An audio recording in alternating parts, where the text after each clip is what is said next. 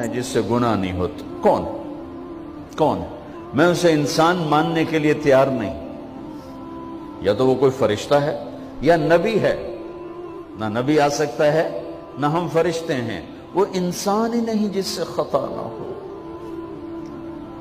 لہذا میں اپنے رب کی قدرت پہ قربان جاؤں، رحمت پہ قربان جاؤں کہ اس نے توبہ کے لیے نہ عمر کی قید نہ عدد کی قید. اب تو 60 سال کا ہو گیا ہے، 70 سال کا ہو گیا، اب تیری کوئی توبہ نہیں. آخری سانس میں آ جا، قبول ہے. ابھی تیری 100 دفعہ ٹوٹ چکی ہے توبہ، اب 101 دفعہ قبول نہیں، 1 کروڑ دفعہ توڑ کے آ جا، قبول ہے. کریم ذات سے واسطہ ہے. لیکن کریم ذات نے کچھ ضابطے بنائے ہیں، کچھ نظام بنائے ہیں. اس نے یزید اور حسین کو الگ کیا ہے.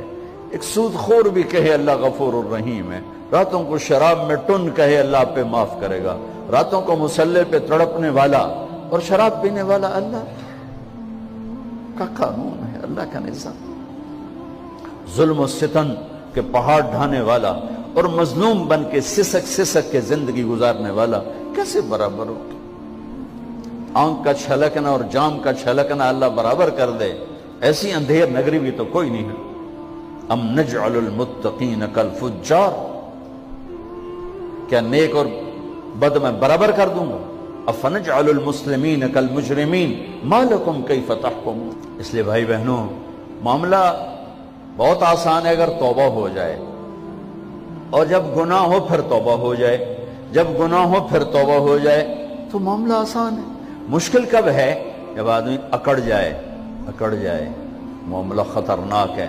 لیکن گناہ کے ساتھ توبہ ہو، آسانی معافی ہے، کیونکہ وہ ہے